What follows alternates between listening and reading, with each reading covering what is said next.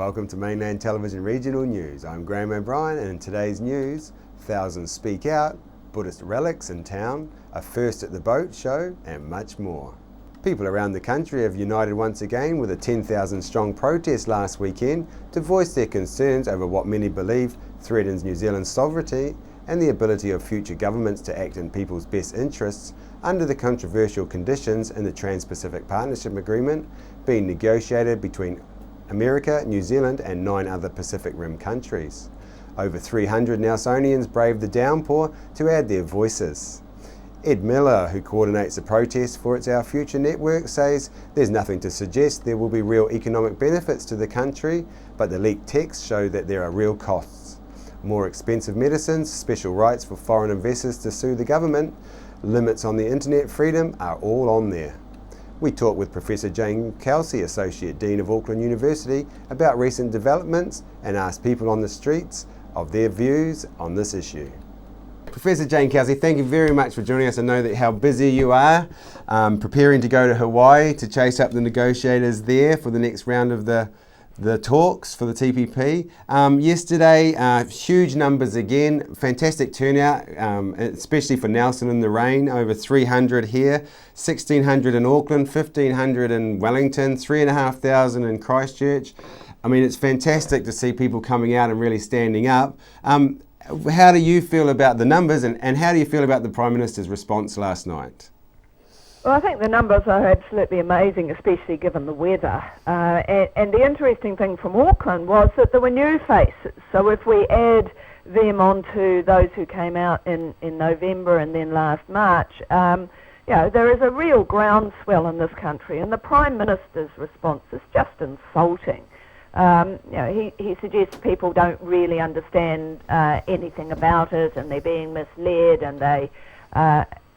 Yet at the same time, he's not prepared to release any of the documents. So, you don't know what you're talking about, but we're not going to release any documents to show you. So the fact you have to rely on leaked documents means you're ill-informed. Well, there is a logical problem there, as well as it being insulting. But the other thing was he was just doing the trust me, I will never do anything not in New Zealand's national interest. Well, if you look at the Sky City deal negotiated in secret, and this is 1,000 times more serious than that, I don't think people are buying that argument anymore. So people really should be quite incensed about that kind of response from the Prime Minister and let him know. Yes, well, we certainly are incensed. I know that I am and the people we've talked to so far are. We've got a New Zealand First is putting a bill forward in Parliament soon. Can you tell us a little bit about that, please? Yes, New Zealand First is sponsoring a members' bill which is very simple. It says no New Zealand government shall include in any international agreement the right of foreign investors to sue us in these offshore tribunals. And it's a similar bill to one that was went to Select Committee in the Australian Senate and has just been introduced into the US Congress. Not sure when it will be pulled out of the ballot, and the big question then will be, will the Labour Party support it going to the Select Committee? And that will be crucial given what we think might happen with the Northland by-election if the government doesn't have a majority.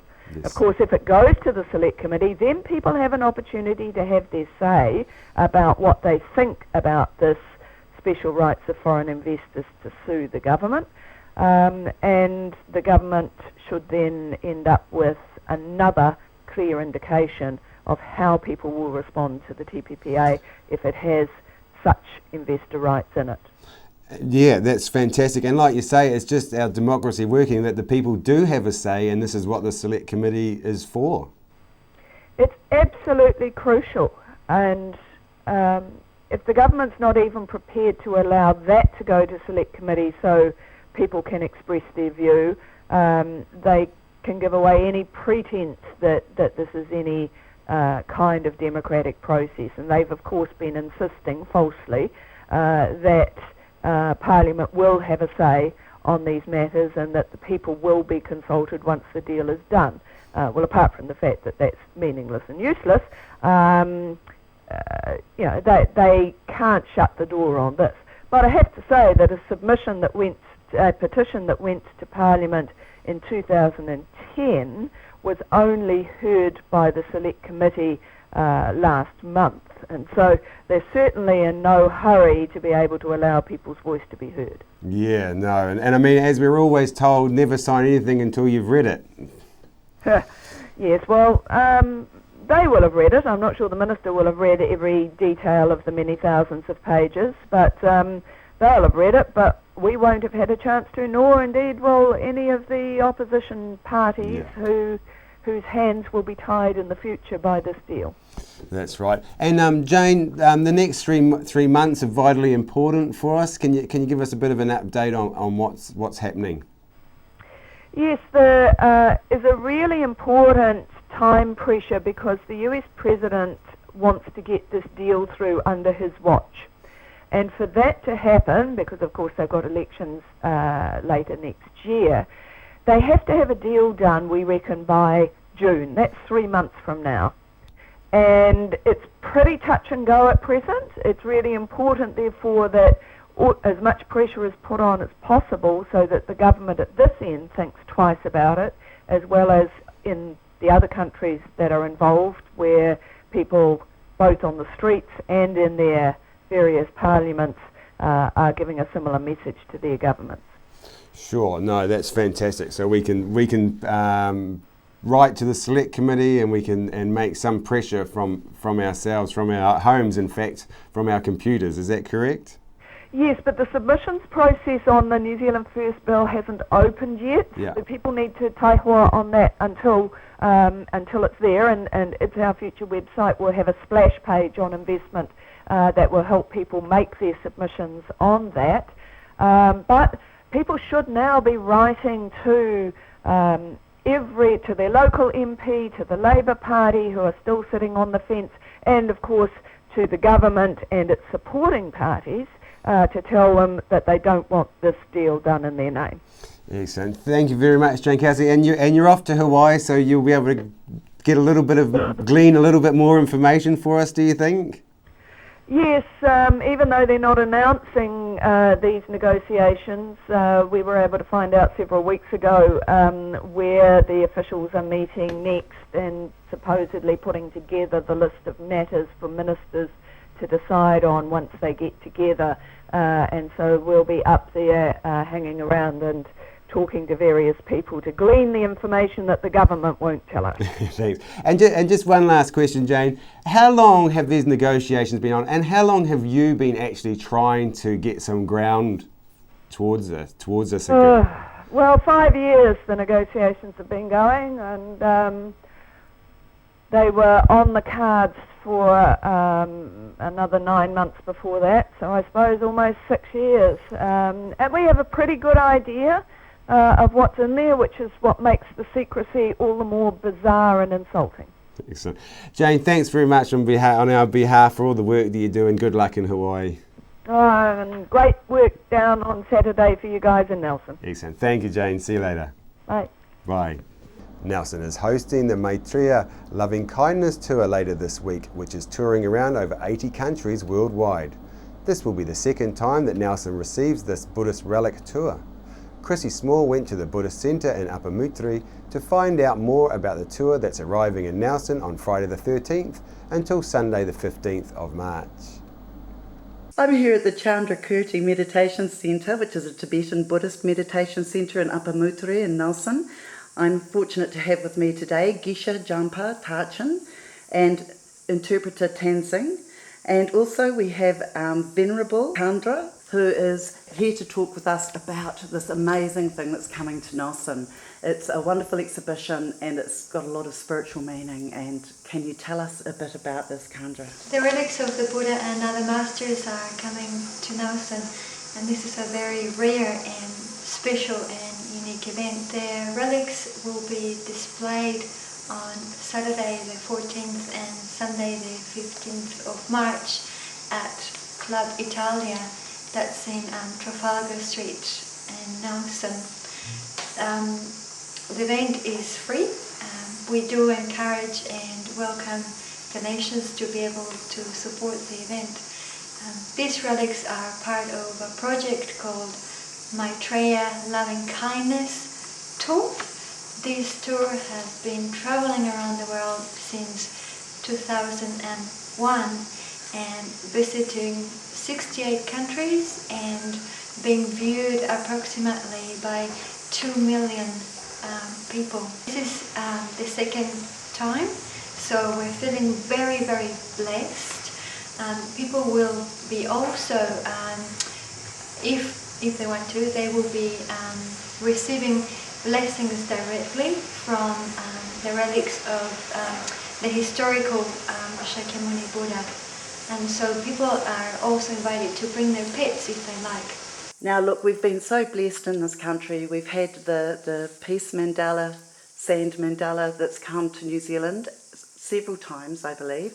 And this is another iconic exhibition or event that it's something the whole family could enjoy. Yes, absolutely. Please bring your children, or it's very recommended that also people bring sick people that might need extra blessings, or the aged, or just for personal inspiration. People report feeling quite inspired and to make prayers towards compassion and love in the presence of the relics. Gishi Jampa, this is a fantastic opportunity for Nelsonians and Tasman people to come and look at something and be part of something that's incredibly special. Can you tell me a bit about what people are coming to see? Probably relics, there are two types of relics generally. Mainly relics is come from the body or possession of the practitioner who meditate and practice for many long time. And then upon the passing, the person who meditate for many years, and after cremation, the dead bodies, and between the ashes, this relic can be found. As a result of his or her practice, you'll find a small kind of crystal pills you can find among ashes after the cremation. This is one type of relics that you can find after cremation. And sometimes when a practitioner or meditator after or the image of the Buddhas, any holy images, due to your own faith or practice of that individual, after it grows from their Buddha's statue or person who meditate for many years. It grows after from their body or bone or flesh, or from the other holy object. It grows naturally, born from there. So generally, there are two types of relics, and both are come from as a result of their practice and meditate for many decades. So it's an indicative of the purity of the person who has open to enlightenment or is enlightened? Yes, if a person, meditator, practitioner, if enlightened at the time of passing, definitely they will leave relics. Even person not enlightened, and when practitioner, meditator, practice sincerely, seriously for many years, and if the practitioner, his or her meditation went on the right direction, as a result of his practice or authenticity, or as a result of his practice, the people can find relics after cremation and things like that. Last weekend, the Antique and Classic Boat Show at Lake Rotoiti made history with the first female winner of the top prize, with the Jen Hansen Cup for the best vessel overall going to the classy runabout Summertime, owned and built by Rosie Lees of Blenheim. We talked with Rosie Lees about this fantastic win for her and the boat she built. Okay, thanks Rosie Lees for joining us today and taking a bit of time to tell us about your history-making event yesterday, the first female winner at the boat show. How do you feel? Yeah, I'm pretty chuffed about getting the top spot. Yeah, it was a great event. It was a brilliant day. There was a lot of high caliber boats, so I was fairly shocked actually. But no, it was really cool. Oh yeah, that's fantastic. Can you tell us about your winning boat a little bit? How did you come about it? And please tell us.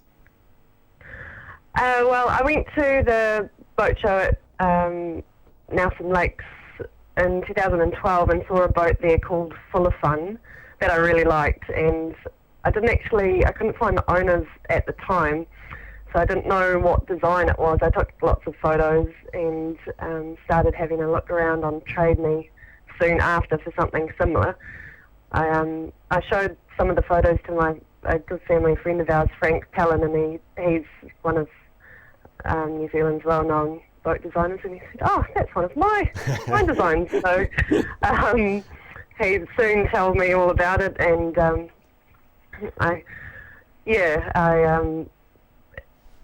got kind of enthusiastic about the thought of building my own one, and came across some plans in early 2013. Thought I'd give it a crack, so I bought the plans thinking that, you know, once I'd had a look, it could be kind of a good project one day to sink my teeth into, but I got more enthusiastic and ended up taking a bunch of annual leave and starting it.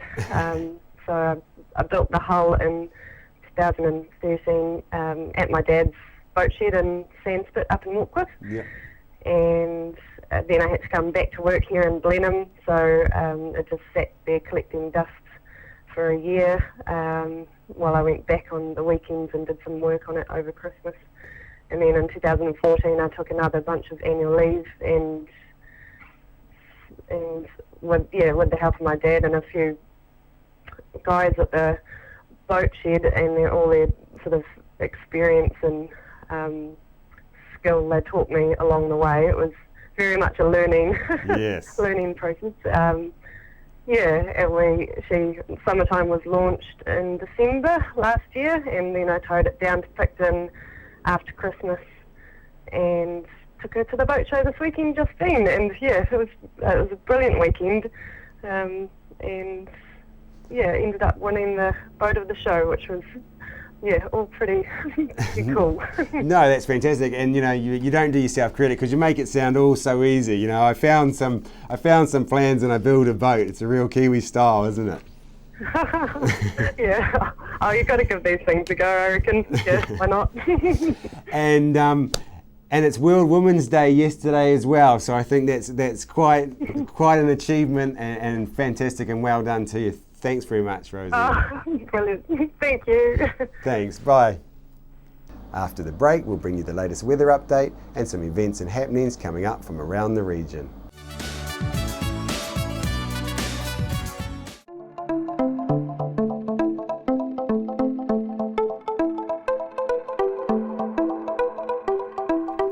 Spectacular road safety demonstrations, complete with fast cars, cut-out figures and fake blood, are being held in local neighbourhoods across Nelson City next week to help slow down drivers. The series of neighbourhood park gatherings are being held in the evenings, and residents are encouraged to come along with a picnic tea and enjoy the demonstrations. Supported by the Nelson City Council, these demonstrations will show how far a car will travel with and without ABS braking at different speeds when the driver brakes. They will also bring home to drivers the consequences of speed in a built-up area, and to children the dangers of stepping out in front of a moving vehicle.